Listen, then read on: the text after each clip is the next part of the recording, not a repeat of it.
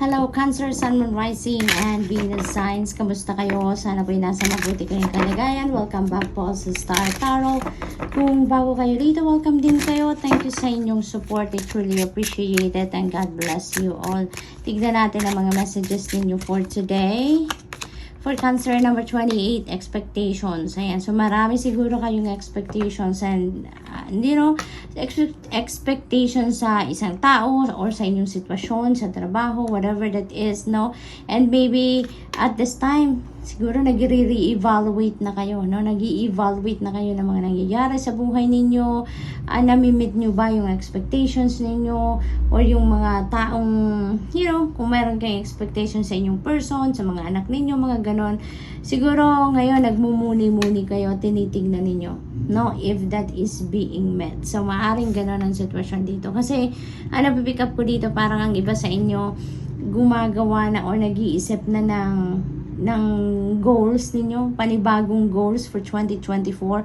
Kaya siguro tinitignan ninyo ngayon ano na yung mga na-accomplish ninyo, ano na yung mga na-achieve ninyo for the year, at nag-iisip kayo ngayon ng kung ano na naman ang intentions ninyo, new intentions ninyo for the coming year, no? So maaring related yan sa trabaho, no? Maaring related sa trabaho, pwede naman na hindi, no? Pwede naman na sa ibang area ng buhay ninyo yan. So that is also possible. For others of you, maaring may nakuha kayong trabaho ngayon, maaring nag-apply kayo, at kung ano man yung in-applyan ninyo, nakuha nyo yon. At ang maganda rito, kasi maaring kung ano yung papasukan ninyong bagong trabaho sa ngayon, kung anong nakuha ninyo is, maybe that is what your dream job. No? Maaring yan talagang gusto ninyong ginagawa. That is where your passion is. Maaring ganun din ang sitwasyon dito for some of you. So, congratulations, Cancer. Kasi parang masaya kayo sa trabaho ninyo, no? You are enjoying your work, no? You're enjoying the environment sa trabaho, no? Enjoy sa trabaho si Cancer.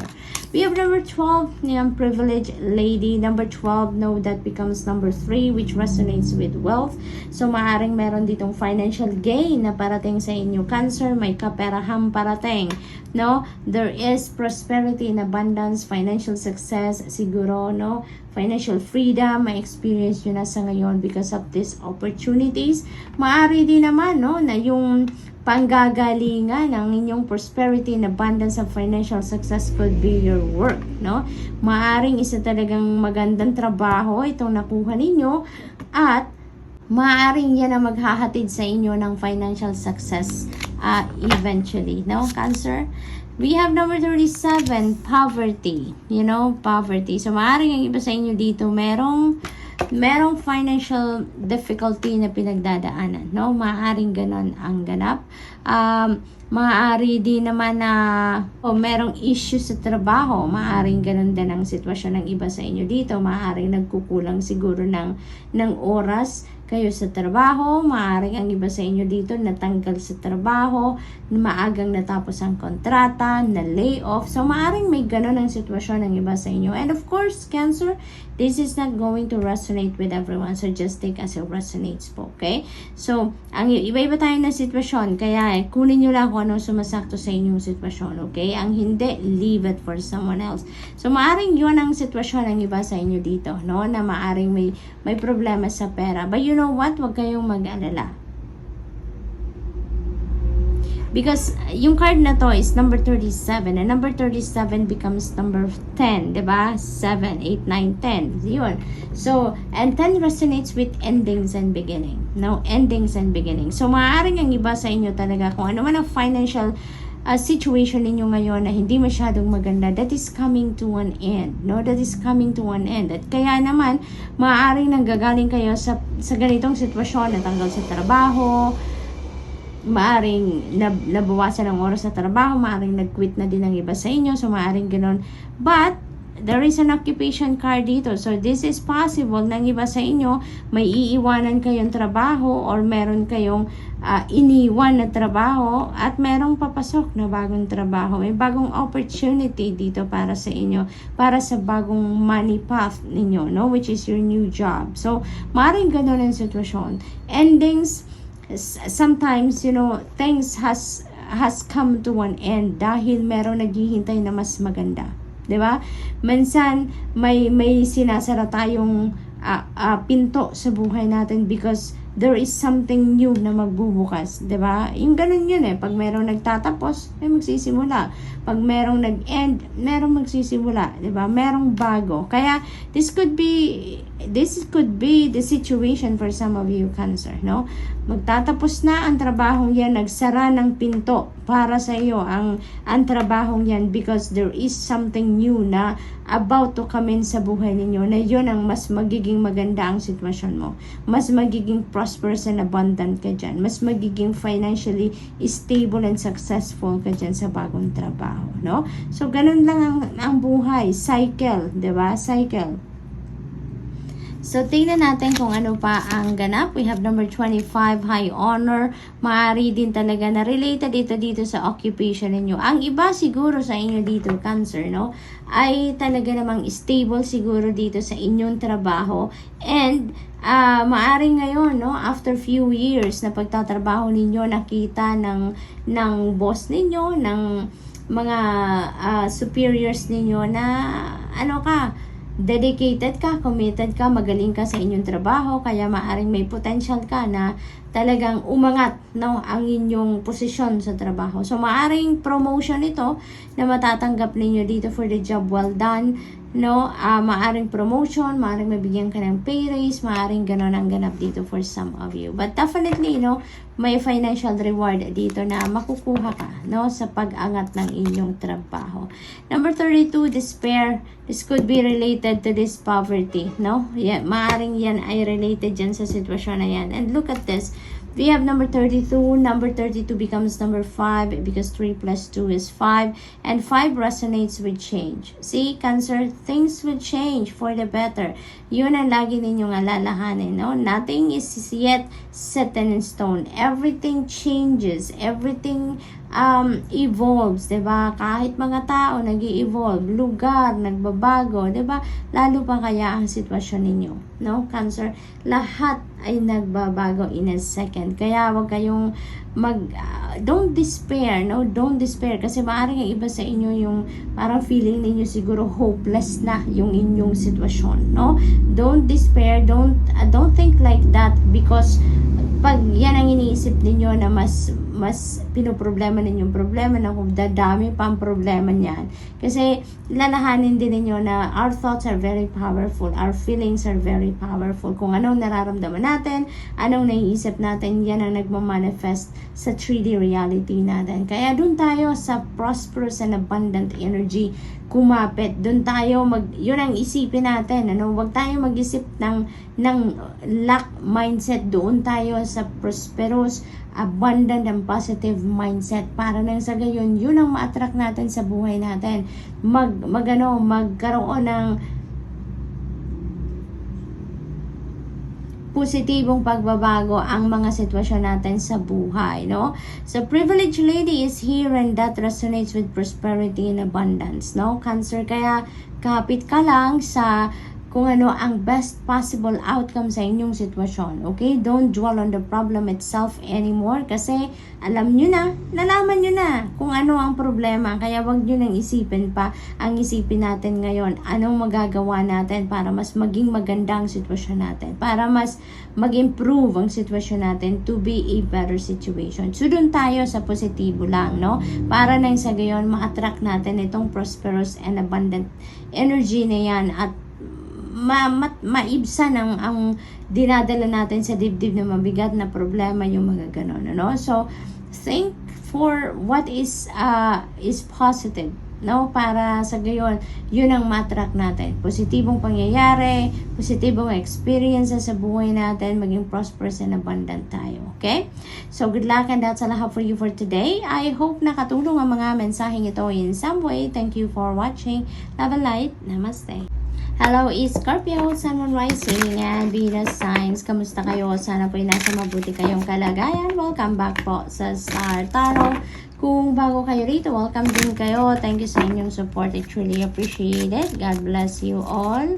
Tingnan natin ang mga messages ninyo for today. Scorpio, pauna mensahe ninyo ay 3. marriage. Ayan. So, most likely, ang iba sa inyo, ikakasal na. Ay, naririnig akong 3 days. Maaari, ikakasal na ang iba sa inyo within 3 days. Wow, napakabilis. Ayan, so maaring, ano na kayo ngayon, aligagana, no? Excited na. Sa ang tawag dito, pagpapasok sa isang bagong chapter ng buhay ninyo, ano, maaaring ikakasal na kayo. Talaga, maaari din naman ang iba sa inyo dito kaka-engage lang, and maybe your wedding is on, yung preparation is on, pero maaring yung kasalan ninyo could be spring, summer, next year pa, no? So, maaring ganun. Pero, maaring, ngayon pa lang, nagpa-prepare na kayo ng mga detalye, no? Maaring ganun ang ganap. This could also be wedding, marriage in a business, no? That is also possible. Maaring meron kayong business partnership na papasukin dito is Scorpio. So, good luck to that. Number 28, ayan. So, maraming expectation siguro kayo, Cancer, no? Kahit ano man ang sitwasyon, kung sa negosyo man tong marriage na to or romantic relationship ninyo ito, maaring you have set expectations dito, no? So, maaring ngayon ang naiisip ninyo dito kung ano yung expectations ninyo for your person, for your marriage, maaring ganon, or for your business partnership, no? Maaring isa yan sa mga iniisip ninyo sa ngayon, ano?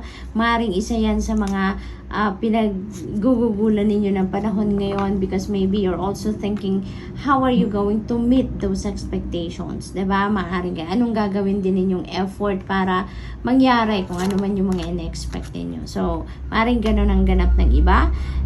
High honor for others of you naman, sobrang busy kayo siguro sa trabaho ninyo, no? Maaring sobrang busy sa career, focused siguro kayo. And ngayon, kung ano yung sikapan ninyo dyan, kung ano yung hard work ninyo, that is going to pay off na ngayon. Kasi mabibigyan na nga kayo dito ng recognition, no? Makikita na, mapapansin na ng mga boss ninyo ang galing ninyo na sa trabaho ninyo, no? Sa career ninyo. So, maaaring ang iba sa inyo dito may promotion, maaaring may bonus, maaaring merong pay raise na makukuha dito. That could also be possible din na may scholarship, no? Yung parang may scholarship grant na ibibigay sa inyo, maaaring ganoon, para ipagpatuloy ninyo ang pag-aaral, no? Or mag-aaral kayo ng kung anong makakatulong pa sa inyo para mas lalo kayong gumaling sa field ninyo, no? So, maaaring may ganun din offer ang employer ninyo. We have number 34, occupation. Ayan. So, ang napipick up ko din dito, unang-una, Scorpio, maaaring you are so focus talaga sa inyong trabaho, no? Sobrang parang you are married to your work, talaga, to your job. Maaring ganun din ang ganap. Yung super 100% focused kayo, no? Maraming mga bagay, maraming areas ng buhay ninyo na nanineglect kayo because you are so focused on work, no? So, maaring ganun ang ganap ng iba sa inyo. You love what you're doing, no? You love what you're doing, you enjoy what you're doing, nag-i-enjoy kayo sa trabaho. Maaari din na yung trabaho ninyo ngayon is what you really do, no? What you really love. Maaari you are very passionate about your work talaga. Maaring ganoon, kaya super focused kayo. Maaring ini-enjoy nyo talagang ginagawa ninyo. Nandito talaga yung passion ninyo. So, maaring ganoon ang ganap. Kaya you are talagang, siguro may nagsasabi din sa inyo na married ka na talaga sa inyong trabaho, no? So, we have number 39, community. Ayan. So, you have a very supportive and helpful people around you, no? Kung ano man ang pangangailangan ninyo, parang laging merong group of people sa paligid niyo na talagang laging nandyan. Isang text lang, isang tawag nyo lang, talagang full force sila at nandyan sila para tulungan ka, para suportahan ka, ibigay sa'yo kung ano ang inyong pangangailangan, no? So, you are very lucky, Scorpio. Kasi, siguro naman din, very generous ka, siguro very compassionate ka, kaya the people around you then ay pinapakita din sa inyo ang support nila, ang assistance nila sa iyo kung kinakailangan ninyo, no? We have number 16. Ayan, meron kayong iniisip dito, no? Nag-iisip kayo, maaring yung offer dito sa trabaho ninyo ang pinag-iisipan ninyo. Maaring hindi ba ninyo tinatanggap yung offer sa inyo for promotion, or yung siguro meron ditong ang tawag dito, may pag-relocate sa inyo, maaaring ganun kasama sa inyong promotion, maaaring ililipat kayo ng opisina, ililipat kayo ng department, maaaring ganun. Kaya siguro yan ang pinag-iisipan ninyo, no? Maaaring yun pa rin ang ano ninyo, pinagmumuni-munihan ninyo if you're going to accept the offer or not, no? So, maaaring ganon. So, good luck. And that's all I have for you for today. I hope nakatulong ang mga mensaheng ito in some way. Thank you for watching. Love and light. Namaste. Hello Pisces, Sun, Moon, Rising, and Venus signs. Kamusta kayo? Sana po'y nasa mabuti kayong kalagayan. Welcome back po sa Star Tarot. Kung bago kayo dito, welcome din kayo. Thank you sa inyong support. I truly appreciate it. God bless you all. Pauna mensahe ninyo Pisces, courthouse. Ayan. So maybe yung iba sa inyo dito is dealing with the court, no? Dealing with the legal system. Maaaring meron kayong kasong sinampa, meron kayong kino-consider na isasampang kaso, or maaaring may usaping ano dito, separation, divorce, annulment, child custody, maaaring mga karapatan ninyo sa trabaho, maaaring yan din ang pinaglalaban ninyo dito, maaaring din na may will kayong nire-review, or alam mo yun, yung nagpapatulong kayo, nagpapagawa siguro kayo ng will ngayon. And maybe that is what you are discussing with the lawyers. Maaring ganun din ang ganap. Maaring din naman ang taxes, no? Maaring taxes din ang inaasikaso ninyo dito, Pisces. That is also possible, no? So, busy si Pisces sa ngayon. We have 18. Wow. So, maybe talaga meron child custody issue dito for some of you. Maaring siguro yan ang ipinaglalaban ng iba sa inyo dito sa korte, no? Pisces, child custody. This is also, possible ng iba sa inyo is welcoming a new baby. Maaari din gano'n ang ganap. Maaring ang iba din sa inyo ay may sisimulang bago, no? Because this is also a new beginning energy. So maybe ang iba sa inyo dito magsisimula na ng bagong trabaho. Maaring ang trabaho ninyo ay sa korte, no? Maaring ganun ang trabaho na papasukin ninyo dito. Maaring ganun ang ganap. Maari din naman na magsisimula kayo ng bagong relationship, maaring bagong level ng inyong commitment with your person, maaring ganon ang ganap din ng iba sa inyo dito. So, good luck. We have 33, ayan, concern, and this is master number 33, Pisces. Please look up for the meaning of master number 33 po for more guidance, okay? So, meron kayong inaalala dito, meron kayong concern dito, no? Siguro, you're concerned about the case dito na ipinaglalaban ninyo sa korte, or kung ano man ang inaasikaso ninyo related sa legal system, maaaring yun ang inaalala ninyo dito, Pisces, no? So, what else? Or ang na-pick up ko din, maaaring nag-aalala kayo din sa inyong mga anak or sa iyong anak, no? Kung meron na kayong anak, Pisces. It is not going to resonate with everyone, so just take as it resonates, okay? Pero ang nag-come through lang dito na mensahe din is maybe, siguro magkalayo kayo at ng inyong anak, no? Kaya nag-aalala ka sa kanya. So, maaaring ganon ang ganap. We have thoughts. Ayan. So, talagang malalim ang iniisip ninyo. No? Malalim ang iniisip ninyo. Maybe you're thinking about someone, maaaring babae, no? Maaaring asawa ninyo or anak ninyo na babae. Maaaring ganon ang iniisip ninyo. So, this could be linked, no? Yung tatlong ito. Maaaring linked yan sa isa't isa ng energies na to. So, maybe focused kayo doon sa anak ninyo, no? Yun ang iniisip ninyo. Yun, yung kapakanan niya, yung iniisip ninyo, maaaring ganon ang ganap. Number 20, yan, house. So, most likely, talaga, ang ganap dito ng iba sa inyo dito, this is family situation, no? So, ang na-pick up ko dito, maaaring umiikot yung energies ng mga cards na to within usaping pamilya, no? Maaring ganon ang ganap dito. Maaring pinaglalaban ninyo dito ang karapatan ninyo sa inyong tahanan, maaring yung pag-aari, no, ng bahay na yan, maaring yun ang pinaglalaban ninyo, maaring may ganong pang iba sa inyo dito, maaari din naman na talagang within family situation, ang issue dito may be centered on your children, no, kung meron kayong mga anak, kung gano'n ang inyong sitwasyon, so maaring centered sa anak, no, ang usapin dito for some of you, no, siyang iniisip ninyo, kapakanan niyang iniisip ninyo, inaalala ninyo siya, dahil malayo siya sa'yo, so that is also possible for some of you. But iba-iba tayo ng sitwasyon, Pisces. So kung ano lang nagra-resonate sa inyo, yun lang po ang kukunin ninyo. Otherwise, kung hindi nagra-resonate sa inyong mensahe, that is not meant for you. Okay? So what else? We have 14 message of concern. Ayan, sobrang nag-aalala si Pisces talaga, no? Merong message of concern, concerned na nga kayong dati, may siguro ang dami ninyong iniisip sa ngayon, ano, sa pamilya, pampamilyang usapin nito ang napipick up ko dito.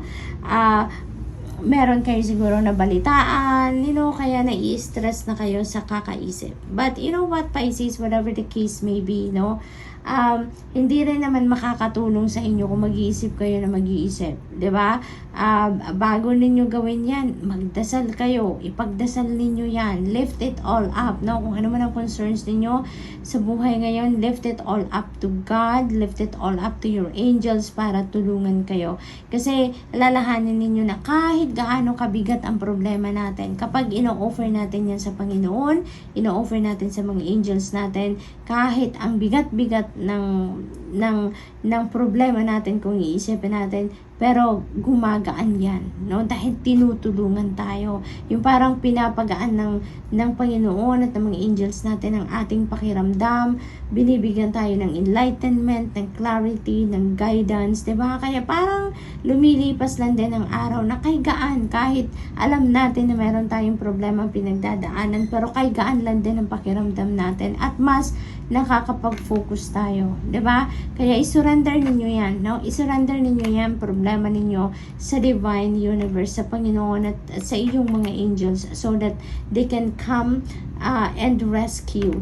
Kumbaga, they can come and help you and send you support kung ano man ang kailangan ninyo para masolusyonan ang inyong mga pinagdadaanan sa buhay. Okay? So, Pisces, that's all I have for you for today. I hope nakatulong ang mga mensaheng ito in some way. Thank you for watching. Love and light. Namaste.